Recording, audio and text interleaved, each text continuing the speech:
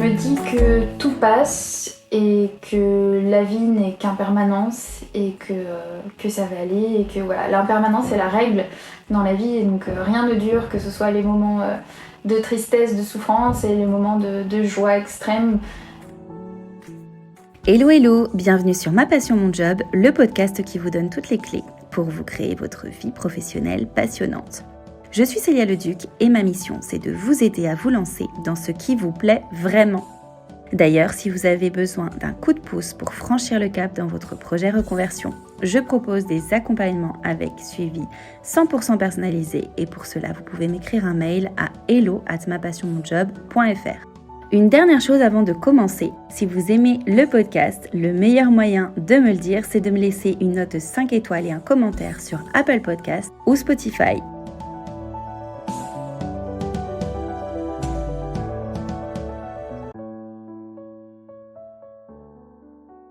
Je ne sais pas si ça vous est déjà arrivé, si vous avez déjà ressenti ça. Il y a des moments dans la vie où on se sent appelé véritablement par une vocation.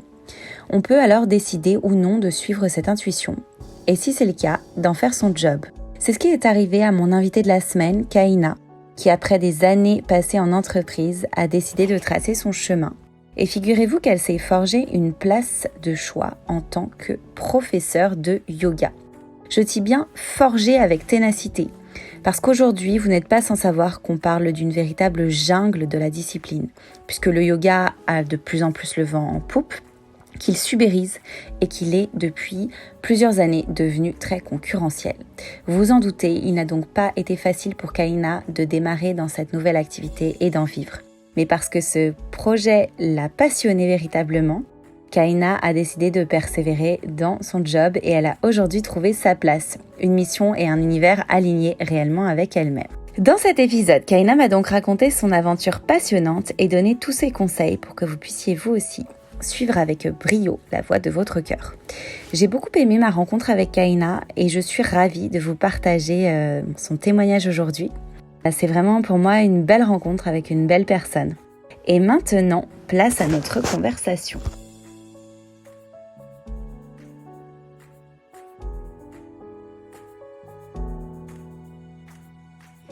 Bonjour Kaina. Bonjour Célia. Merci d'avoir accepté mon invitation sur le podcast. Je suis hyper contente de t'avoir avec moi aujourd'hui. Merci de me recevoir. Pour commencer, est-ce que tu pourrais te présenter en dehors de ta vie professionnelle, nous dire qui tu es, quel âge tu as, où tu vis, qu'est-ce que tu aimes dans la vie? Ouais, alors je suis Kaina, j'ai 31 ans, je suis de Paris. Dans la vie, j'aime le yoga, les voyages, la nature, l'aventure, les gens. Et j'aime vivre, tout simplement. Ok, donc pas mal de choses, mais en tout cas la vie, j'ai l'impression que c'est un moteur chez toi. Est-ce que tu peux me parler un petit peu de ton job? On va parler notamment du yoga, puisque tu vas nous expliquer un petit peu ce que tu fais avec le yoga et nous raconter un petit peu d'où te vient cette philosophie de vie qui va finalement avec ton métier. Mon métier de professeur de yoga consiste à guider l'autre dans la découverte du yoga, à se découvrir lui-même avant tout et à aller ensuite en autonomie vers un mieux-être dans son quotidien. Donc j'apporte en fait toutes les clés, on va dire, au maximum pour que chacun puisse intégrer le yoga dans sa vie et devenir un peu la meilleure version de lui-même, quoi, de soi-même. Ok, et le yoga t'a apporté des choses, j'imagine, personnellement, avant que tu veuilles le partager dans le cadre de ton activité pro? Ouais, bien sûr. Alors moi, j'ai tout d'abord découvert la spiritualité, la philosophie du yoga, notamment lors de mes voyages, en fait, quand j'ai pu me retrouver un petit peu seule ou grâce à mes lectures, j'ai pu creuser et puis j'ai senti vraiment que c'était une philosophie qui m'appelait et qui pouvait me donner beaucoup de réponses à mes questions. Et au fur et à mesure, j'ai ressenti que ça infusait en moi et c'est ça surtout que j'ai envie de partager. Et puis bien sûr, la posture qui est venue derrière et cette compréhension de la philosophie, de la spiritualité m'a ensuite permis de mieux comprendre la posture, comment mieux la ressentir et vraiment le sens des asanas, des postures. Ok, et tu es spécialisée dans un type de yoga en particulier, du coup? J'enseigne le restauratif yoga, c'est un yoga très doux qui permet de restaurer le corps, l'esprit, notamment pour quand on est en convalescence, c'est un yoga qui est assez idéal. Le Hatha Yoga, c'est le yoga le plutôt traditionnel. J'en ai déjà fait, je crois, du Hatha Yoga, Donc c'est vrai que c'est assez connu. Le Vinyasa aussi, c'est le yoga traditionnel. Il y a le Vinyasa aussi qui est plutôt connu, donc là c'est un enchaînement un peu plus dynamique. Les gens aiment bien pour se dépenser, pour faire une activité un petit peu plus physique généralement. Et puis j'ai une approche aussi plutôt holistique de la pratique du yoga, donc j'aime utiliser la sonothérapie, la lithothérapie, donc la thérapie par le son, par les pierres, et d'en faire vraiment une pratique assez complète. Oui, donc tu as vraiment une approche holistique, c'est ça, au-delà du yoga même finalement. Oui, c'est ça, et j'essaye d'apporter tous les outils qui moi m'ont aidé à cheminer, à aller vers un mieux-être, et c'est ça qui m'intéresse de partager aux autres. Ok, et ce qui te plaît le plus dans ton job, ce qui te fait lever le matin, donc j'imagine il y a ça, il y a d'autres choses Ce que j'aime le plus dans mon métier, c'est de voir les personnes intégrer le yoga, le vivre au plus profond d'eux-mêmes, et puis tous les changements qui en découlent. Donc notamment pendant les retraites, j'ai pu assister vraiment à de belles transformations, à de beaux échanges, et puis j'aime tout ce qui se passe aussi, notamment dans les espaces comme les retraites où les gens échangent, partagent, et c'est vraiment un endroit de bienveillance, et on a peu l'occasion de connaître ça finalement en dehors de ce genre d'espace, parce que c'est vrai qu'on est quand même dans un monde parfois un peu sans pitié, faut le dire. Donc le fait de se retrouver dans cet espace de bienveillance, d'amour, on peut vraiment se laisser aller tel qu'on est, faire tomber le masque, et c'est ça qui est intéressant et que j'adore. Et donc du coup tu proposes et des cours et des retraites, c'est ça? Voilà, donc des cours pour particuliers, en entreprise, en salle aussi, à domicile. Ok. Donc et les retraites bien sûr. Ouais. Les retraites plusieurs fois par an. Ouais, exactement, j'essaye tous les 2 mois, j'essaye. Ah oui, t'as un rythme assez soutenu. J'essaye, après ça dépend des périodes, mais Quelque chose que t'aimes un petit peu moins, c'est vrai que dans tous les métiers, il y a des aspects un peu moins sympas. Ce serait lequel pour toi? Ce que j'aime le moins, c'est constater que le yoga se dénature un petit peu avec l'aspect hyper esthétique, superficiel, notamment sur les réseaux sociaux. C'est vrai que pour moi en tout cas ça reflète pas le yoga que j'ai. Le côté un petit peu trop tendance, genre à la mode, et tout le monde s'y met mais sans vraiment comprendre le sens, c'est ça? Ouais, exactement. Puis peut-être qu'on s'imagine aussi que pour faire du yoga il faut avoir tel corps, telle morphologie, donc je trouve que ça brouille un petit peu, puis il faudrait aussi avoir tel lifestyle. C'est vrai qu'on voit souvent des filles qui sont un peu la vie mince, tout bien habillée avec les vêtements glamour. Non, moi je suis alors très que loin pas de du ce tout. stéréotype-là, donc c'est vrai que c'est aussi ce que j'aime faire passer. Et puis c'est vrai que je trouve ça un petit peu dommage, et pour moi c'est important de donner du sens à la pratique du yoga. Et pas forcément à ce qui marche à tout prix sur les réseaux. Et toi alors, comment t'as découvert le yoga, et finalement comment t'en es venue à ce métier? Est-ce que tu peux nous expliquer un petit peu ton parcours? Moi déjà j'ai connu le yoga un peu tardivement, vers l'âge de 24 ans. Donc, suffisamment tardivement finalement pour laisser s'installer des habitudes, des souffrances qui m'ont rendue malheureuse dans le temps. Et en fait au moment où je découvre la pratique du yoga, je bossais en cabinet d'avocat. Je faisais mes études de droit aussi en parallèle, et avec le recul j'ai pas pris cette voie pour moi, mais plutôt parce qu'il fallait réussir, peut-être aux yeux de la société, être quelqu'un, ou peut-être aussi pour la volonté familiale, et donc finalement c'était pas vraiment ma volonté, et c'est au moment où on m'a diagnostiqué une sclérose en plaques que je suis partie en voyage, que j'ai découvert cette philosophie, cette spiritualité. Donc t'as décidé de quitter ton... Alors donc t'as fait des études de droit. Ouais. Tu as pas... Donc t'as, on va dire, exercé un petit peu en cabinet d'avocat? Non, j'étais étudiante, j'étais en alternance. D'accord, oui, donc t'étais en alternance, t'étais pas encore vraiment lancée, et donc t'es partie, enfin c'est à ce moment-là que t'as appris que t'avais cette maladie, et ça t'a motivée à partir, du coup. Ouais, voilà, de toute façon c'était la fin de mon contrat, je savais pas si je voulais continuer ou pas, mais pour moi l'annonce de cette maladie c'était une évidence que je pouvais pas aller contre ça, sinon ce qui m'attendait derrière était peut-être probablement pire. Quand on t'annonce que dans 10 ans tu finiras dans un fauteuil roulant, peut-être, tu te dis c'est pas ça la vie que je veux, quoi. Oui, puis du coup tu pars voyager parce que tu te dis bon, je veux pas rester enfermée dans un cabinet ou même dans des livres de droit si c'était pas vraiment ta vocation, de ce que j'ai compris. Oui, voilà, exactement. Puis je rêvais de voyager, mais je pensais que c'était pas possible ou je savais pas trop comment faire. Et pour moi, c'était une évidence qu'à un moment donné, il fallait que je réalise cette envie, ce désir qui était enfoui en moi, quoi. Donc du coup, t'es partie voyager. Le yoga, tu l'as du coup pratiqué pendant cette période de voyage? Ouais, la posture un petit peu, ouais, quand même. Mais du coup, le déclic qui a fait que tu t'es dit, je veux faire ça? Ça s'est pas vraiment passé comme ça. Disons que, encore une fois, c'est tout un cheminement qui s'est fait dans ma tête. Donc, comme le fait de déprogrammer un petit peu mon cerveau pour le reprogrammer à de nouvelles croyances, de nouvelles pensées. Donc, c'était vraiment comme faire un grand ménage dans ma tête. Et c'est là que j'ai pu toucher vraiment finalement l'essence de ce que c'est que le yoga, en cultivant la pleine conscience, le moment présent, en touchant du bout du doigt un petit peu comme une forme de grâce, quoi, quelque part, je dirais. Et c'est surtout ça qui m'a fait dire pourquoi pas aller un petit peu plus loin dans la pratique du yoga et puis se servir du yoga comme d'un moyen de transmettre en fait tout ça, parce que dans la posture aussi on expérimente tout ça, la pleine conscience, et c'est le but du yoga justement, c'est d'aller vers cet état de calme intérieur, de paix intérieure, donc c'est notre motivation. Donc, finalement ce voyage t'a permis de te trouver et ensuite ça s'est fait petit à petit et ça a pris du temps, mais voilà, tu t'es rendu compte que c'était un peu la clé, le yoga, de ton épanouissement, quoi. Pour moi, c'était un moyen de transmettre, surtout.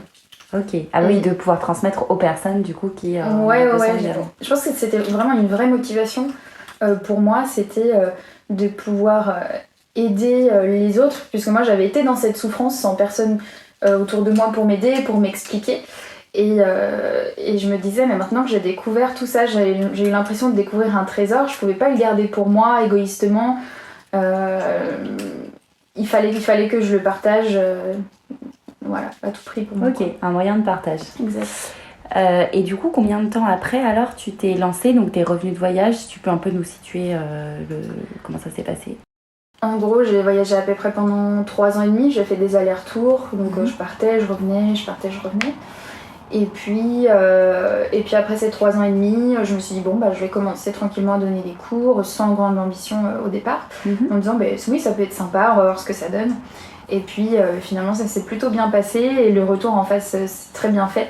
Et c'est là que je me suis dit il y a quand même quelque chose, je vois que ça passe bien et que les gens sont réceptifs et que moi ça m'apporte aussi, ça me permet aussi de mon côté de continuer à cheminer. Et c'est là que je m'y suis retrouvée, c'est que dans un sens je pouvais offrir ce que j'avais de meilleur en moi et dans un autre sens aussi je pouvais continuer à avancer sur ce chemin du yoga et c'est ça qui m'intéresse. Ouais, c'est vraiment bien cette démarche de se dire ça peut prendre du temps aussi et puis finalement tu t'es pas dit allez je fais ça, enfin tu t'as testé. Et ça aurait très bien pu être juste quelques cours et autre chose, quoi. Finalement, mais t'as vu que ça prenait et que ça te plaisait vraiment. Exactement, ouais, tout à fait. Ouais, je trouve ça intéressant aussi de dédramatiser un peu la reconversion. Enfin, parce que, en fait, il y a beaucoup de gens qui osent pas se lancer parce qu'ils se disent mais si je me lance et que ça marche pas. Mais en fait, des fois, c'est de tester, de faire. Et ensuite, si ça te plaît pas ou si ça marche pas, on passe à autre chose aussi, quoi. Oui, c'est ça. Mais... Après, c'est vrai que je me suis pas posé toutes ces questions parce que pour moi c'était une évidence et qu'il fallait que je le fasse, sinon encore une fois j'allais dans le sens de la maladie et ça je voulais pas. Donc c'est ça aussi, c'est quand on est face à une épreuve comme ça, je pense c'est que t'as pas le choix en fait. Exactement. Et tu dis en fait j'avance, donc en fait le mur il est là, mais moi j'y vais en fait. Et c'est vrai que parfois je pense dans la vie on a tendance à se poser plein de questions, peut-être un peu trop. Et alors qu'en fait, quand vraiment on a quelque chose de très dur, là on se dit mais ok, je fonce. Ouais. Après c'est ok de calculer les risques, de voir, de se projeter quand même un minimum avec la raison. Mais voilà, tu vois, souvent on se met des barrières. Alors bien sûr qu'il y a un plan d'action à faire, il faut organiser les choses, mais je pense que souvent on peut se mettre des barrières sans vraiment s'en rendre compte, alors qu'en fait on est capable. Enfin, je veux dire, quand tu vois que t'es parti, t'as voyagé tant de temps, suite, je veux dire, c'est quand même peut-être des choses que tu pensais pas qu'un jour tu ferais. Ouais, bien sûr. Je pense que quand c'est ça, on s'en croit pas capable jusqu'au jour où on le fait, et ça nous paraît pas aussi difficile que ce qu'on pensait avant de le faire. Non, ça c'est clair. Donc ça fait combien de temps que tu t'es lancée dans ce job ? 3 ans et demi, bientôt 4. Bientôt 4, ouais. Ok. Et donc à l'époque, je crois savoir que déjà il y a 3-4 ans, il y avait déjà pas mal de concurrence, beaucoup de profs de yoga sur les réseaux. Alors il y en a encore beaucoup maintenant, mais j'ai l'impression que ça a explosé il y a quelques années. Enfin, il y a vraiment eu un boom. Comment t'as fait pour... parce que voilà, t'as un super parcours. Comment t'as fait pour émerger et pour pas te laisser...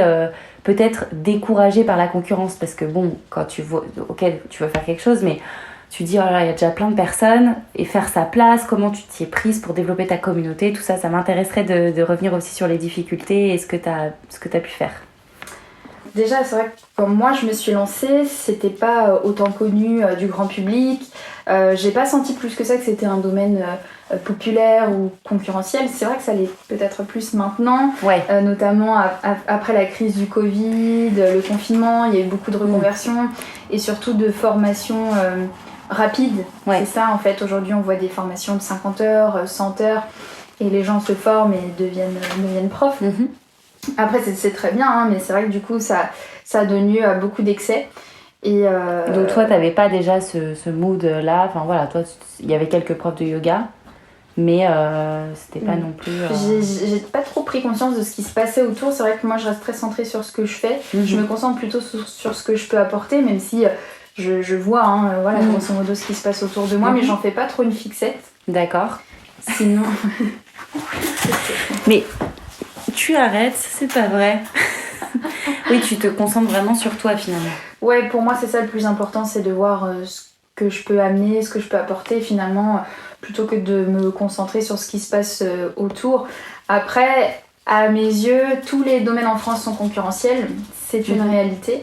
Il y a beaucoup de domaines qu'on dit entre guillemets bouchés, même si voilà, moi je pense pas qu'il y ait vraiment de domaines concurrentiels ou bouchés. En fait, il y a que des cerveaux bouchés, comme dirait Aline. Des cerveaux fermés. Ouais, c'est ça. Donc, ouais, en fait, c'est ça, c'est de pas se concentrer sur... parce qu'on dit qu'il faut faire de la veille, qu'il faut regarder, mais parfois, en fait, de trop surveiller les autres, on se perd soi-même, en fait. Parce que du coup, et puis on va avoir tendance peut-être à copier certaines choses. Donc ouais, se concentrer sur soi. Et comment tu t'y es prise, du coup, pour la communication? Parce qu'il faut se faire connaître au début, développer ta communauté, tout ça. Comment ça s'est passé? Alors c'est drôle parce que je vais répondre un petit peu dans le même sens. Rien n'était calculé, réfléchi à l'avance, puisque moi je suis autodidacte, donc j'apprends tout. Je n'ai pas fait de formation en com. Voilà, certes j'ai fait du droit, mais bon, c'est pas ça a priori qui m'aide à lancer sur les réseaux sociaux, etc. Donc j'ai tout appris par moi-même, j'ai tout expérimenté, j'ai tout essayé, et c'est encore le cas d'ailleurs, parce que ça bouge tellement, ça change tellement. Mais voilà, puis grosso modo ça a pris en fait au fur et à mesure. Voilà, les gens se sont intéressés, on m'a contacté. T'as passé du temps quand même à réfléchir comment développer tes réseaux sociaux. Enfin, ça représente pas mal de temps, j'imagine, surtout au début. J'ai pas réfléchi parce que je fonctionne beaucoup intuitivement. Par contre, c'est vrai que ça prend énormément de temps. Je passe plusieurs heures par jour à répondre aux messages. Je suis assez disponible sur les réseaux. Je réponds pas mal. J'essaye de poster aussi régulièrement du contenu, aussi sur ma chaîne. Et du coup, quelles difficultés t'as rencontrées? Parce que je pense que c'est important de parler effectivement de ce que t'as pu réussir à faire, mais c'est aussi important de voir quelles ont été tes difficultés, comment t'as pu les surmonter. Un petit peu pour rejoindre aussi ce que je disais précédemment, c'est que j'ai dû tout apprendre toute seule. Et donc à cette époque-là, il n'y avait pas, tu vois, d'articles pour te dire comment devenir professeur, il n'y avait pas de podcast de business, ou du moins c'était pas aussi répandu. Ouais. Donc t'étais un peu seule. Ouais, exactement. Un petit peu le sentiment d'être seule dans son activité. C'est ça, j'ai vraiment dû tout apprendre toute seule et puis cheminer, hein, tout simplement. Mais après, c'est vrai que parfois quand j'écoute certains podcasts, comment faire en tant que professeur de yoga ou pour travailler en studio, etc., je suis pas vraiment d'accord avec ce qui se fait, avec ce qui se dit du moins. Ouais. Donc moi je me reconnais pas là-dedans et je pense que c'est vraiment à chacun de faire un petit peu comme il le sent, avec sa patte. Parce que tu te reconnais pas dans quoi, dans qu'est-ce qui est dit? Ça sera un petit peu loin de développer tout ça, mais bon, après dans la manière de faire, peut-être de se faire rémunérer, etc. C'est vrai que c'est un métier qui se paupérise un petit peu, donc qui s'ubérise, on va dire.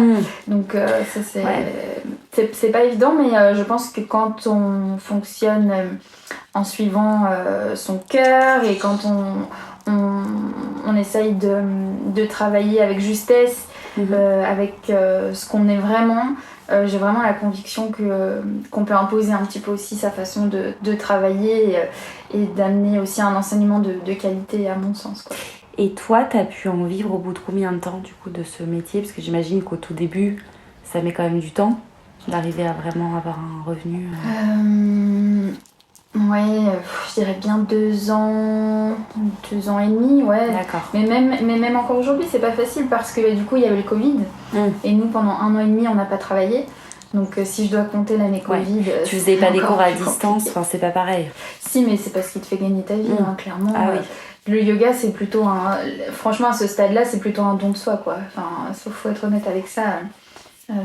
Ouais, donc t'as quand même beaucoup travaillé à distance, mais sans gagner de l'argent. Pendant le Covid, non, on pouvait pas pratiquer en salle. Pour te dire, on a repris en septembre dernier. Ok. Donc tu vois, ça fait juste quelques mois qu'on a repris le travail, quand les autres pouvaient reprendre. Donc, et encore parfois, quand ils annoncent certaines mesures, ça bloque un petit peu aussi. Donc c'est un peu compliqué. C'est jamais hyper simple, mais en tout cas, voilà, c'est ton activité à temps plein. Ouais, exactement. Et voilà. J'y m'y consacre à 100%. Ok. Et par rapport à une activité, par exemple, si aujourd'hui tu étais dans le droit, ou tu te rends compte que ce serait tellement différent. C'est vrai que c'est un choix que tu as fait. Et j'imagine que tu regrettes pas une minute. Je sais pas, est-ce que parfois tu y penses à ça, que ta vie aurait été tellement différente? À quel endroit je serais aujourd'hui si j'avais continué dans cette voie? Ouais, ça m'arrive d'y penser parfois. Je sais pas, en fait, on peut pas savoir. C'est vrai avec des ici, tu vois, on peut projeter les pires situations et en même temps les meilleures situations. Donc je saurais pas trop répondre à ça. Mais c'est sûr que certainement que le vide aurait continué à s'installer en moi et qu'à un moment donné, se serait posé la question de redevenir ma priorité, quoi. Oui, parce que c'était pas une passion, en tout cas, t'étais pas passionnée comme là. C'était différent, j'aimais beaucoup ce que je faisais aussi, mais après, c'est vraiment le monde du travail, l'ambiance, et puis voilà, qui me convenait pas, et je me sentais, du moins on me faisait sentir que j'étais pas assez, qu'il fallait donner toujours plus et que... En fait, finalement, c'était l'environnement de travail qui allait pas. C'est vrai qu'il y avait très peu de considération pour l'humain et ça, c'est vraiment ce qui m'a heurté, quoi. Plus que la matière de droit, finalement, l'environnement de travail, on retrouve ça aussi dans les entreprises, dans plein de domaines différents, des gens qui aiment ce qu'ils font, mais en fait, c'est le climat dans lequel ils travaillent, l'environnement qui va pas en fait, et ça gâche tout. Alors que c'est vrai que quand tu lances ton activité, au moins tu es ton propre patron et tu décides. Oui, c'est ça, totalement. C'est l'avantage, sans désavantage. Ton quotidien, par exemple, on n'en a pas trop parlé encore. Une journée type, c'est quoi tes activités? Donc t'as les cours, mais après t'as plein d'autres choses. Est-ce que tu peux comme ça me partager? Une journée type? Ouais, à peu près. En moyenne, après ça dépend des journées, mais par exemple quand j'ai 2, 3, voire 4 cours, donc ça peut être un cours en studio, un coup en entreprise. Généralement les entreprises c'est plutôt sur le créneau du midi. Après je peux avoir aussi un cours particulier. J'accompagne pas mal en yoga thérapie, donc soit des personnes qui ont cancer ou même en pré et post-natal, donc les femmes qui sont enceintes ou qui viennent d'accoucher. Donc là je me déplace aussi pas mal, je reçois aussi chez moi. Ah ouais. Et après il y a tout ce qui est autour, l'administratif, la préparation des retraites, les recherches, la création des ateliers aussi, parce que je fais un atelier par mois sur Paris. La communication, on en parlait. Le site internet, en fait il faut vraiment savoir tout faire quoi. Donc, Et t'es toute seule ou t'as quelqu'un qui t'aide? Alors je travaille j'ai un assistant administratif, j'ai mon conjoint aussi qui m'aide et là prochainement on va accueillir quelqu'un d'autre aussi dans l'équipe. Génial. Ouais, t'es pas complètement seule alors. Bah avec le temps finalement t'es obligé de déléguer, il y a des tâches qui sont un peu chronophages et puis tu peux pas être non plus sur tous les fronts, donc c'est vrai qu'en une journée après tu comptes pas tes heures de toute façon quand t'es entrepreneur hein, ouais, ça c'est clair. Très tard. Mais après, voilà, quand t'aimes, de toute façon, tu considères pas vraiment que c'est du travail à 100%, même si... Exactement. Il y a toujours des petites choses qui sont pas faciles à gérer, mais on s'en accommode plus ou moins. Est-ce que tu aurais une petite anecdote, je sais pas, soit marrante, soit originale, quelque chose qui te serait arrivé dans ton job? Allez, une anecdote plutôt drôle et pas très courante. C'est une fois, je donnais un cours à un couple, donc... un cours pour deux. Ouais. Et en fait, en arrivant, ils s'engueulaient, quoi. C'était la grosse crise de couple. Donc, c'est vraiment parti en règlement de compte dès le début du cours. Donc, j'ai un peu assisté à ça, sans trop rien dire au départ. Et puis, je me suis dit, je vais faire un cours où ils vont devoir se faire face, se regarder dans les yeux, s'aider mutuellement pour faire les postures, etc. Donc... parce que moi je construis toujours mes cours un petit peu comme ça aussi à l'intuition et j'essaye d'adapter aux besoins des personnes. Et puis tout après, au fur et à mesure, ils ont commencé à se détendre, à se lancer un petit peu des regards doux, à se faire des petites caresses et puis finalement ils se sont réconciliés pendant le cours quoi. Ah ouais, t'as vraiment mis en place du coup presque une... thérapie. Ouais, mais c'est ça, une conciliation. Ah ouais, mais alors arriver à un cours de yoga en se faisant la tête, c'est quand même un peu dommage. En même temps, ça peut être le moment détente. Ouais. Ok. Et ton meilleur, je sais pas si t'as un meilleur et un pire souvenir depuis que tu fais ce métier. Les meilleurs souvenirs, ouais, c'est vraiment quand je sens que les personnes découvrent le yoga et intègrent vraiment le yoga dans leur quotidien. Et finalement peuvent plus s'en passer. Puis c'est surtout quand je vois que ça change aussi la vie des gens. Et là je me dis ouais c'est super quoi. Là c'est vraiment le top. Oui en fait quand tu vois peut-être quelqu'un une première fois puis qui revient en cours, tu vois après l'évolution. Oui c'est ça ouais. Et puis je suis très proche aussi de mes élèves donc on garde toujours contact même s'ils déménagent, même si... Et parfois c'est sûr que les changements sont assez incroyables et ça c'est vraiment chouette à observer et Ton pire souvenir, je sais pas, quelque chose qui aurait été un peu difficile. Ouais, pire souvenir comme ça je pourrais pas énoncer un pire souvenir. Après c'est sûr qu'il y a des choses pas chouettes qui se passent mais je pense que c'est quand ton travail n'est pas respecté, que les personnes s'autorisent soit à ne pas payer une prestation qui a été faite ou qui n'a pas été faite, hein, parce que voilà. Des gens qui annulent. Il y a des conditions. Le yoga, c'est aussi ça. C'est quand on s'engage pour soi-même, mais aussi envers son professeur. Et ça, c'est vrai que c'est quelque chose qui n'est pas facile à faire comprendre, parce que soit on te prend un petit peu à la légère, etc. Donc ça, je trouve que c'est assez désagréable du coup, parce que t'as pas forcément envie d'imposer les choses. Tu voudrais que ça soit compris par les gens, mais après... Ouais. Comme dans tous les business, je pense qu'on a un peu tous affaire à des comportements déplacés, des paroles déplacées. Ça, c'est ce que j'aime pas trop. C'est vrai que ça peut arriver dans tous les domaines. Finalement. Ouais, voilà. Des gens qui sont pas honnêtes. C'est ça, exactement. Ça, c'est vraiment le genre de choses que je préfère pas trop vivre ou du moins déléguer quoi, au maximum. Quel conseil tu pourrais donner à celles et ceux qui voudraient changer de voie peut-être, mais qui se posent des questions. Je dirais toujours agir avec la voix du cœur, suivre son intuition, rester fidèle à soi-même et puis se faire confiance quoi aussi. Ouais, toujours l'idée de s'écouter en fait. Ouais, exactement. Moi je pense vraiment que c'est déjà en allant creuser en soi, en se connaissant, qu'on peut vraiment... faire les choses en étant aligné et c'est ça. Et le voyage en tout cas seul, c'est vraiment c'est un outil je pense puissant pour arriver à faire ça. Pour moi, ça l'a été. Après, je pense pas que ce soit la recette magique pour tout le monde. Non, mais c'est marrant parce que je discutais justement avec quelqu'un que j'ai interviewé hier et qui, lui, il a un spectacle sur... parce qu'il est photographe, humoriste, et il a un spectacle justement sur ses voyages en fait. Donc c'est une sorte de diapo, il dit c'est soirée diapo. Et il raconte ses expériences et il est parti voyager seul et il dit en fait c'est comme ça que je me suis trouvée.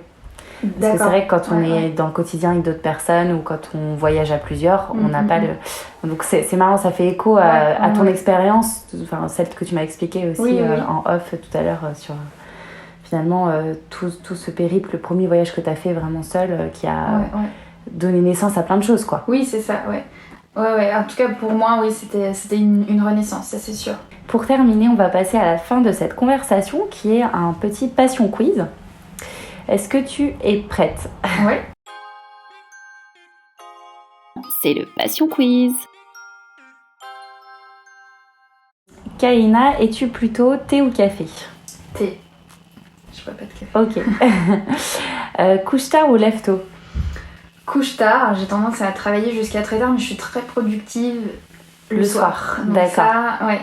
Plus que le matin, du coup. Un peu des deux en fait, mais comme mes cours parfois se terminent tard le soir, du coup ce qui fait que le matin je commence pas très tôt parce que sinon ça fait beaucoup. Ouais. Il faut se ménager. Exactement. Une personne qui t'inspire ? Mon chéri. Et donc il est entrepreneur lui aussi, pendant le Covid il a changé d'activité. Donc il avait une boîte aussi, il avait une boîte de grandes remises, tu sais, de VTC de luxe.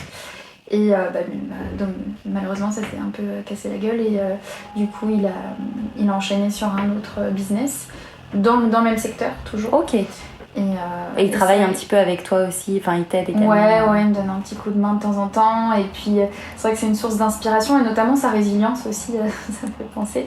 Le fait pour lui de se relever.